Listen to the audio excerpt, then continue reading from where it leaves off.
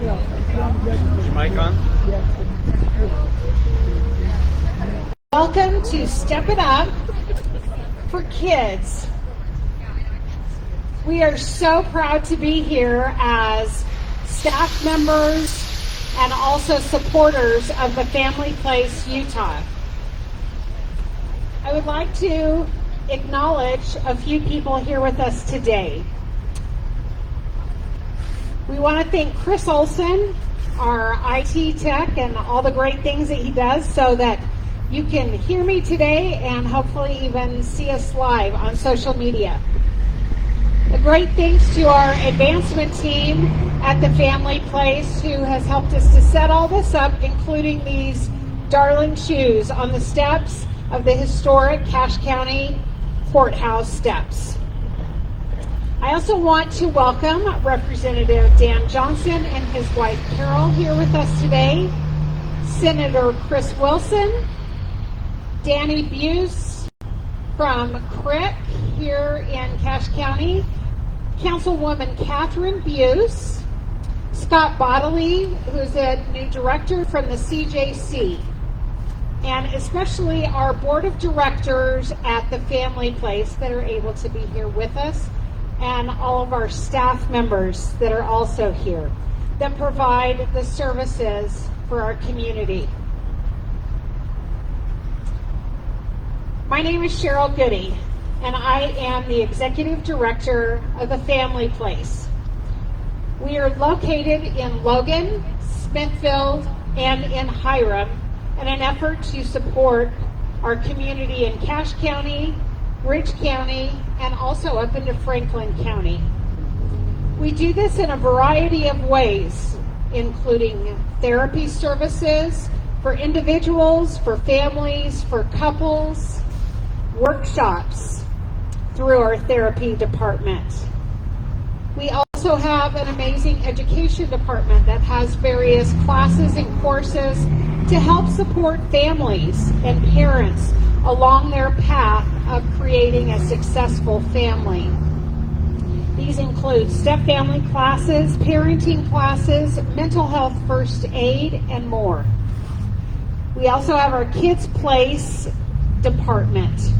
They offer support to parents and caregivers with their children through scheduled weekly care, crisis care, and also our Starfish Children's Shelter. We invite you to participate and take part in the various services that we have. Most of them are free to our community, and they will give you that break that you might need as a parent or a caregiver, or give you the tools along your journey. During the month of April, we recognize Child Abuse Prevention Month. This is a national recognition in an effort to prevent child abuse. We have various activities during the month, and this is one of them. Step It Up for Kids has occurred for many years. This is a chance for us to honor children in our community, actual kids that have sustained child abuse. During the year of 2022, there were 353 substantiated cases of child abuse. These shoes today honor those sweet children. These 353 cases equate to 214 families that were affected by child abuse. The subject of child abuse can be overwhelming.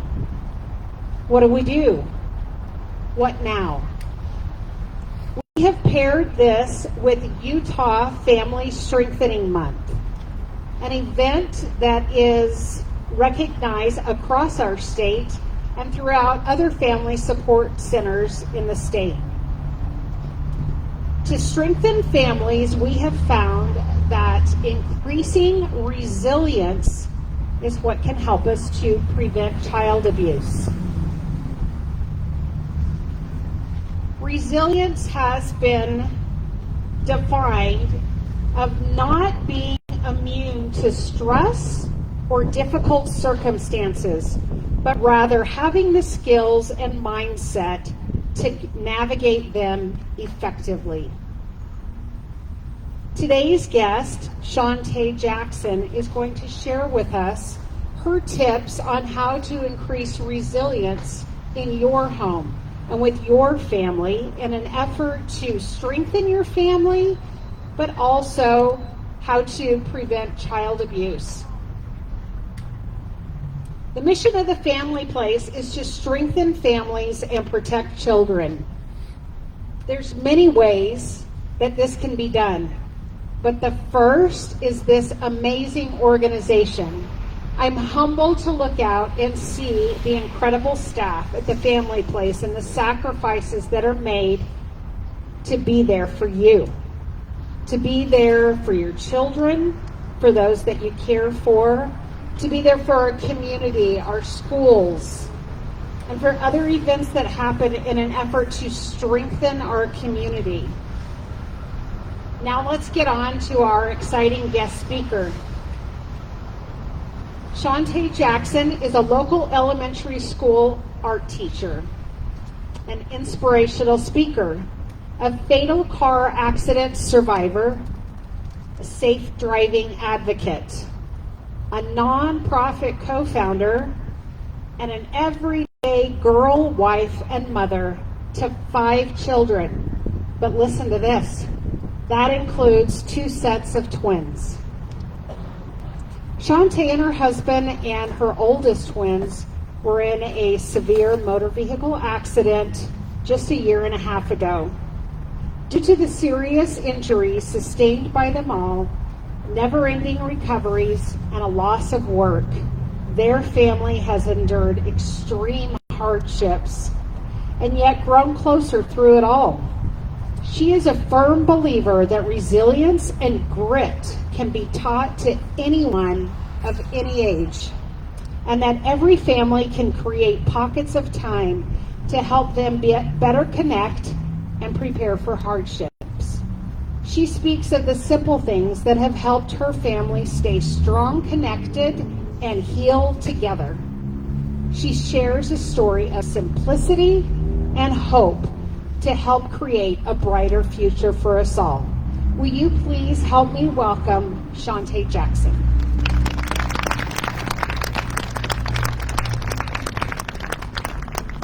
Thank you so much. Hello, I am so excited to be here, and it's such an honor for my family and I to be here with you. I recognize that every child and family that these shoes on these steps represent and have a story to be told and a message to be shared. My hope is that by sharing some of our family's experiences here today, our community will be better equipped to decrease the numbers of shoes sitting here tomorrow. When our oldest boy started middle school, we began a new family tradition that any year ending with great grades was rewarded with a backpacking trip. In the summer of 2021, our oldest boys had earned their second backpacking trip with us.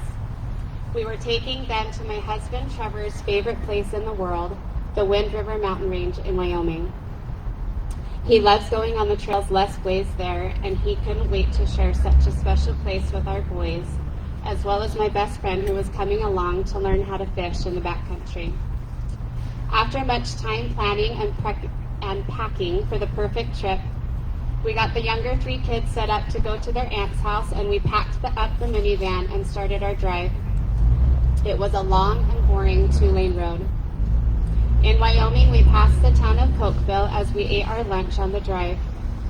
Right as we were coming up on Fossil Butte and just outside of Kemmer, there was a semi in the left lane going the other direction as normal. Suddenly, a mid-size SUV came into our lane in an attempt to pass the semi. My mind kept going from the car to the semi and the semi to the car, wondering why they were both coming the same direction and the SUV coming straight at us. Then everything was black. When I awoke, my husband Trevor was unconscious.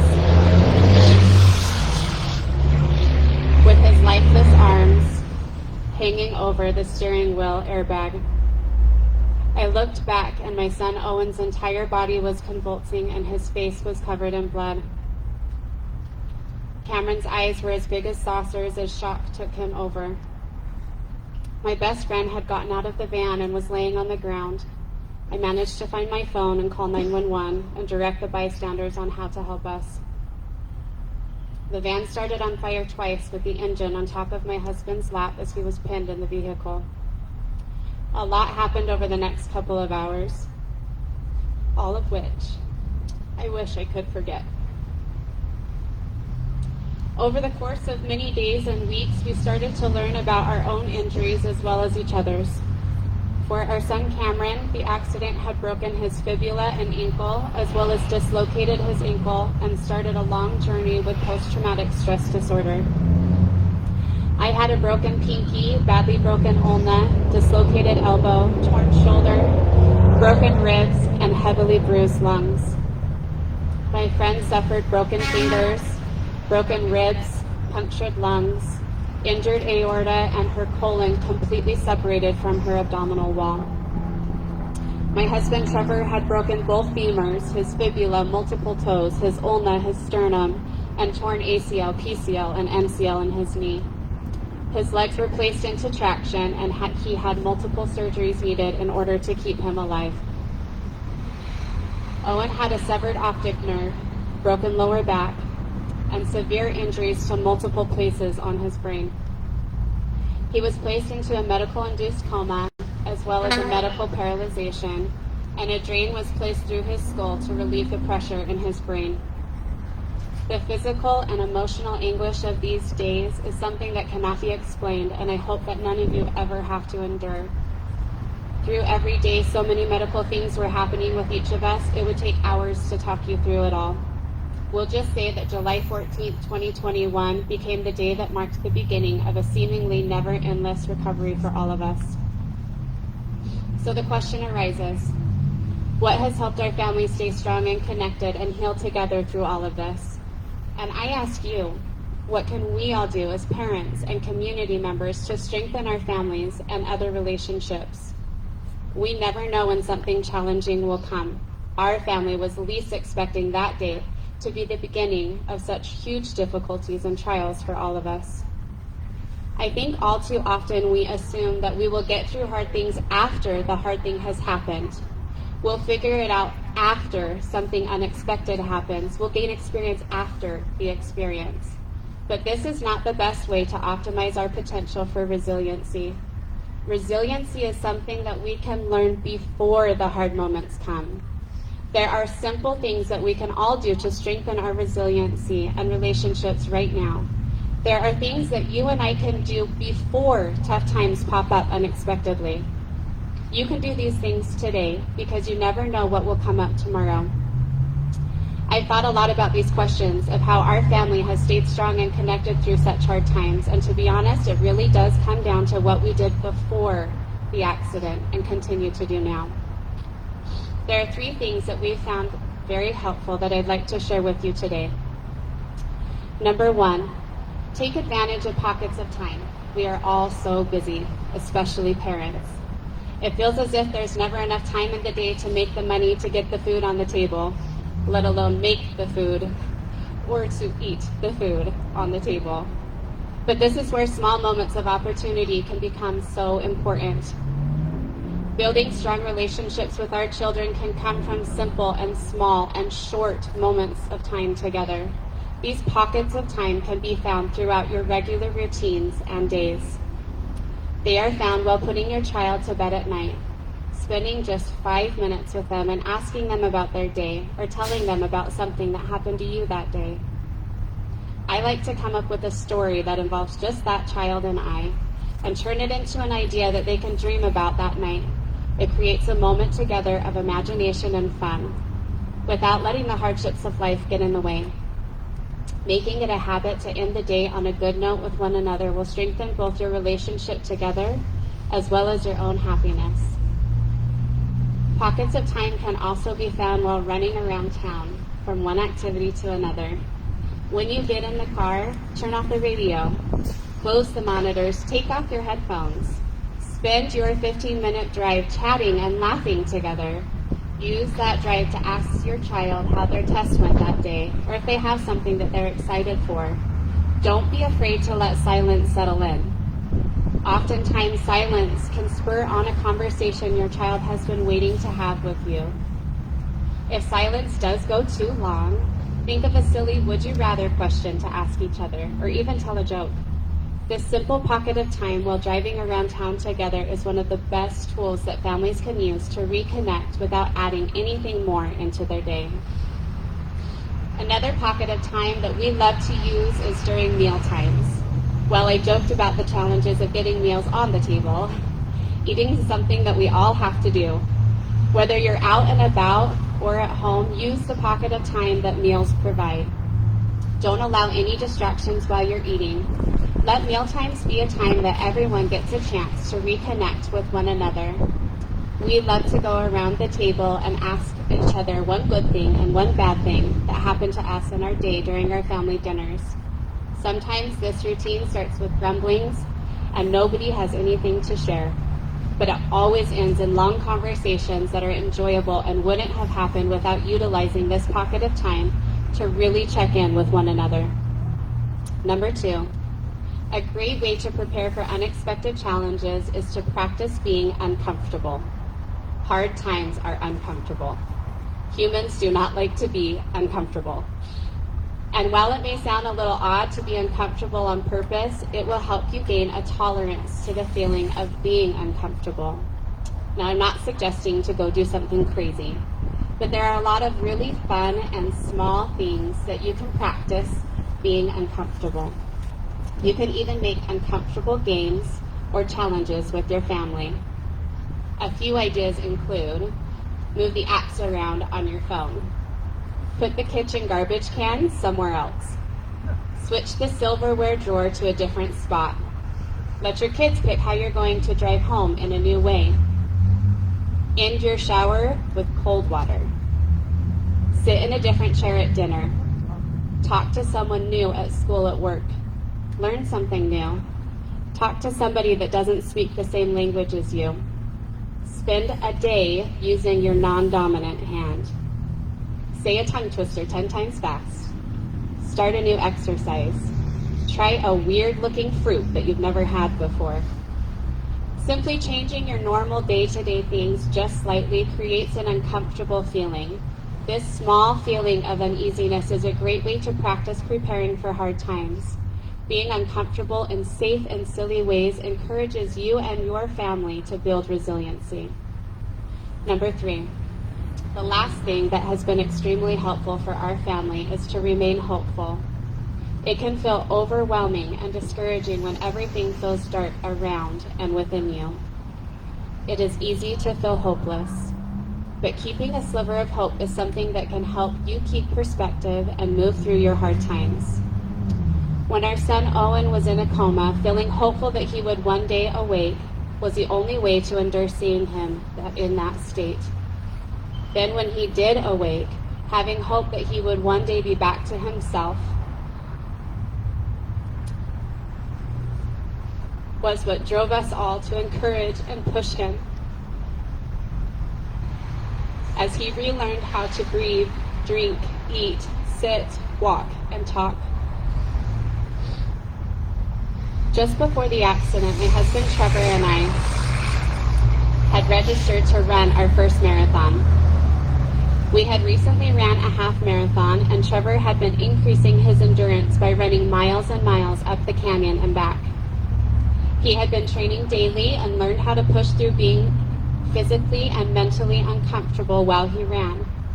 Because the accident broke so many bones in his legs so badly, followed by so many surgeries, the doctors were unsure what function he would regain. Trevor kept hoping that he would not only walk again one day, but that he would run. This hope was and still is the catalyst for him to work daily at physical therapy and never give up.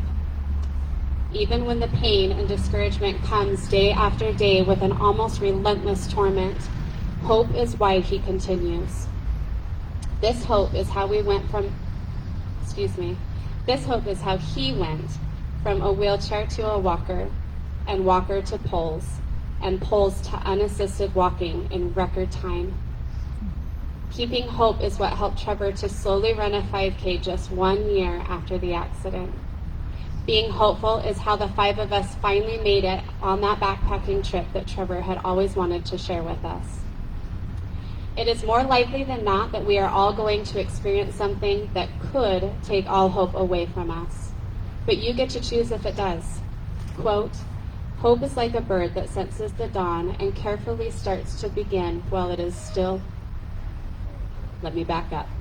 Hope is like a bird that senses the dawn and carefully starts to sing while it is still dark. End quote, author unknown. So begin to sing. Sense the dawn. Ignore the darkness that surrounds you and think of all the good things that may come. Allow hope to set in anyway.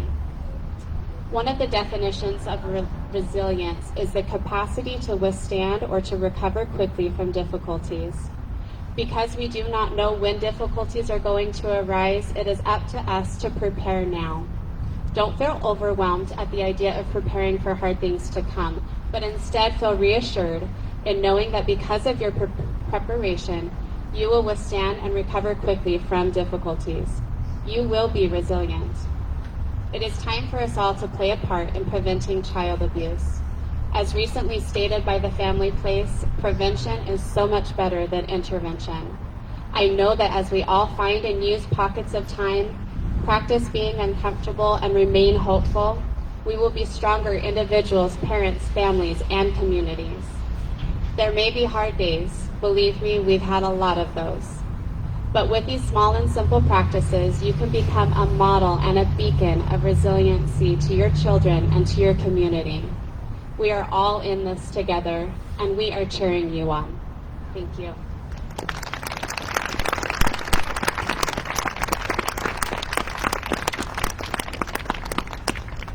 I am so humbled. Will the Jackson family please stand so that we can honor all of you?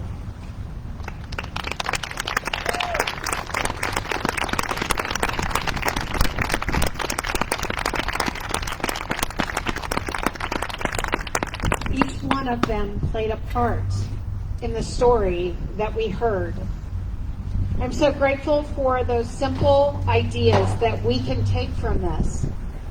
Being able to find pockets of time that we can all create within our day. Practicing being uncomfortable. But I am most grateful for the hope that has been shown today, for that example, that when you have a moment that you have no hope, that you can think of the Sweet family and the challenges that they've endured and how they have succeeded through it all. What a beautiful community we live in as I look at the white mountains, the green skies, and beautiful faces. Please help us today by remembering these stories in helping to prevent child abuse, but even more than that, how to strengthen families in our community and across our state. If you liked this story, I invite you to listen to the Parents Place podcast. This is the first place that I heard Shantae Jackson and her family's story. In fact, her story can be heard again and again. It is podcast number 109. I hope that you go and hear more stories of resilience when you need those examples of hope. Now, I would like to introduce to you our county executive, Mr. David Sook, who also sits on our board of directors. After his remarks, we'll hear from our county attorney, Dane Murray, and then we are thrilled to be able to hear the Cash Children's Choir, who will be singing to us today, and that will conclude our Steppin' Up for Kids. Thank you.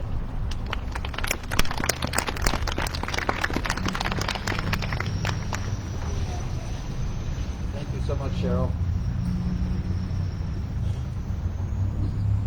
Thank you so much, Cheryl. I really appreciate everything you do for the Family Place.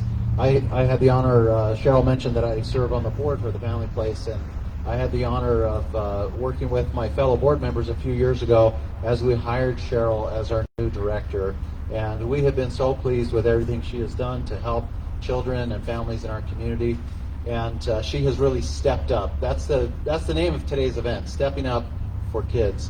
And as I look out into the audience right now, I see a lot of people who have stepped up to help kids and families in our community. I see several of our board members, Melissa and Jenny Lynn and Scott and Kirsten, several of our board members out there who serve with me on that board and helped to keep this effort going forward. But the people who are really on the front lines making this work happen every day are our staff and our volunteers. If you're staff or somebody who's volunteered for the Family Place, will you raise your hand out there? Let's give them a hand. Thank you so much. And I also particularly want to point out two people in the audience who have been such great advocates for children and families in our community. I see here in the front row Representative Dan Johnson.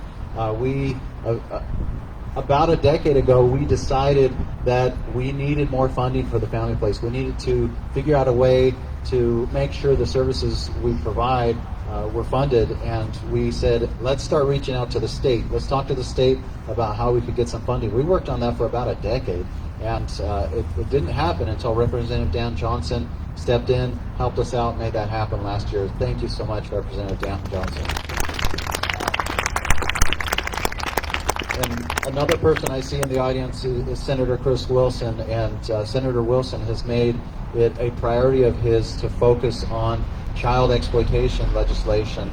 He's worked with us, our law enforcement, with our county attorney, and helped us to pass some laws to protect children. And I really appreciate him for his efforts. Thank you, Senator.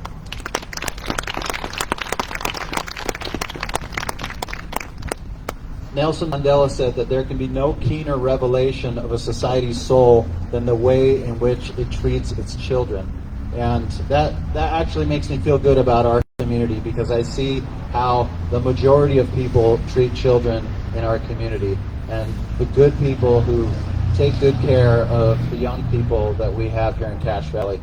Unfortunately, that doesn't happen all the time, as you can see on these steps. As you can see by these many, many pairs of shoes, too many pairs of shoes, there are children who don't receive the best treatment in our community. And that's why we have organizations like the Family Place to help them out. We have so many other great organizations in our community too that I just wanted to spend a moment to thank, such as the Malou Foundation, which also has the Elizabeth Smart Foundation as part of its organization. They're based here in Cache Valley. They do so much work to prevent child exploitation.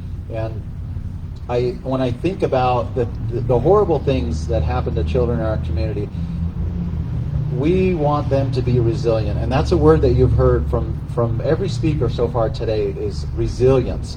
And what does that mean? How can we do that? How can we help children be resilient? I'm just going to tell you one thing that is one of the primary factors that determines whether or not a child is resilient and is able to have a successful life after a traumatic event. And that factor is whether or not they have at least one positive adult influence in their life. So my challenge to all of you today is to think about how you might be able to be that person for someone. Who is it in your life or in our community that you might be able to be a positive influence for? That is what can make the difference in the life of a child. That is what could make them resilient. That is what could help them to overcome the trauma, the abuse, and the neglect that unfortunately we see too often in our community. We, at the Family Place, we talk about the starfish a lot. If you look at the vehicles behind you, these Family Place vehicles, you'll see a starfish on the side of them. And I like to wear my starfish pin too, because it reminds me of the starfish story. I'm sure most of you are familiar with that starfish story about the child walking down the beach and being told that he couldn't make a difference, and that and then him saying how he did make a difference for the one and everyone that he was able to help. I want you all to know that you can be starfish throwers too. You can make a difference in the life of a child. I encourage you to do so. Thank you for being here today. At this time, I'd like to turn the microphone over to our county attorney, Dane Murray.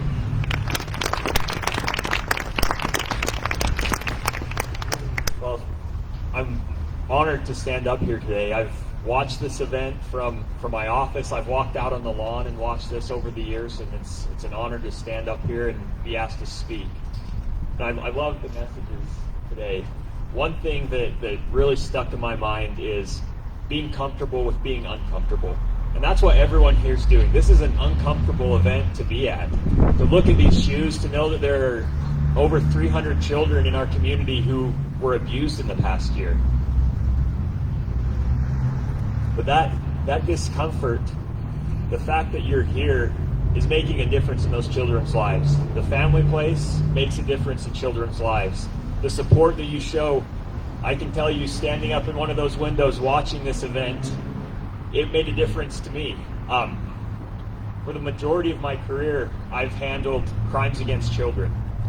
And sometimes when you're handling those crimes, you see the worst parts of society day after day after day.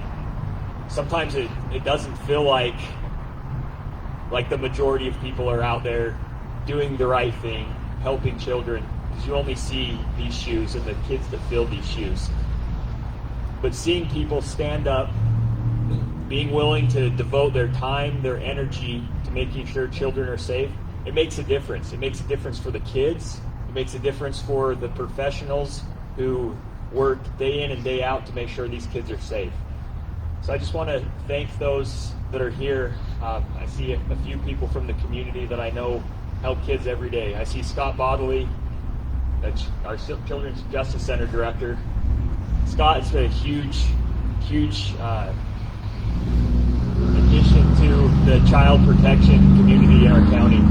He spent years as a person crime detective, and now he's come back as our Children's Justice Center director. The CJC staff who work every day, law enforcement officers, educators, the therapy professionals who provide help to make sure we can build children up after, our law enforcement professionals who have to deal with unimaginable things, have to see unimaginable things day in and day out, to know that they're willing to step up and they know that you're willing to step up. So I just want to thank everyone here today, and I especially want to thank the family place, because they play an important role in helping these kids not only educate parents to make sure that terrible things don't happen, but building kids up after terrible things have happened. So I just want to thank all of you for being here today, and to especially thank the family place for the important role they play in our community.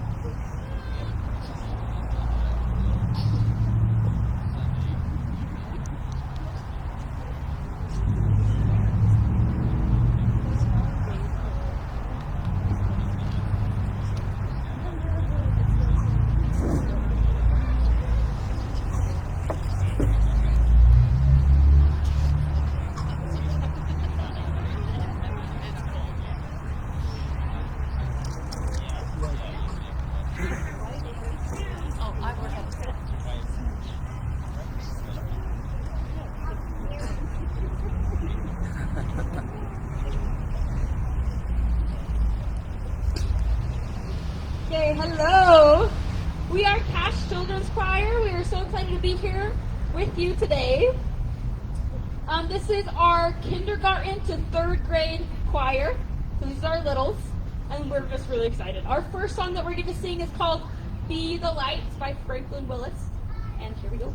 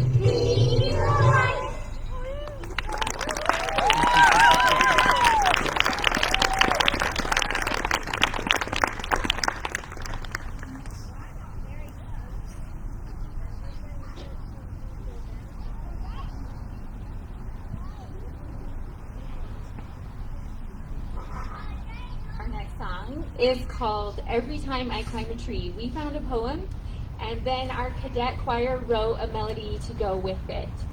Not all of our cadet choir is here today, but they all worked together, about 18 students, to write this melody, which is pretty awesome. And then our next song is called Turn the World Around by Harry Belafonte.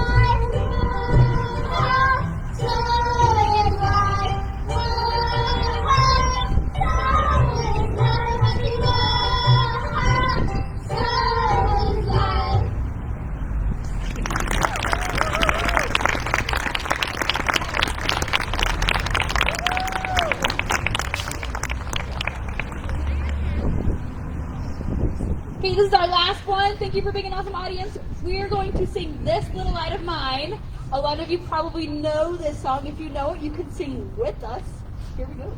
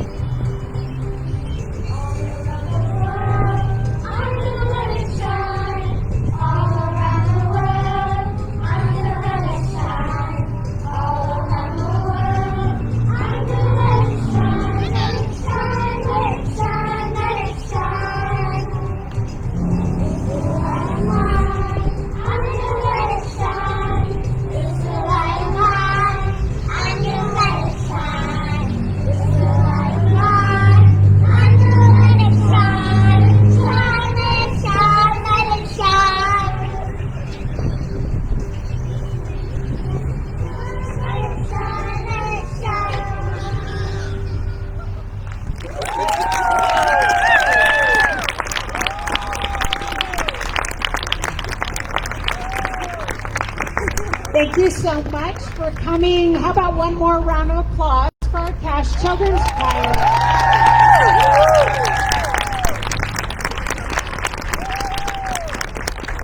Thank you again for supporting the Family Place Utah. Have a great day.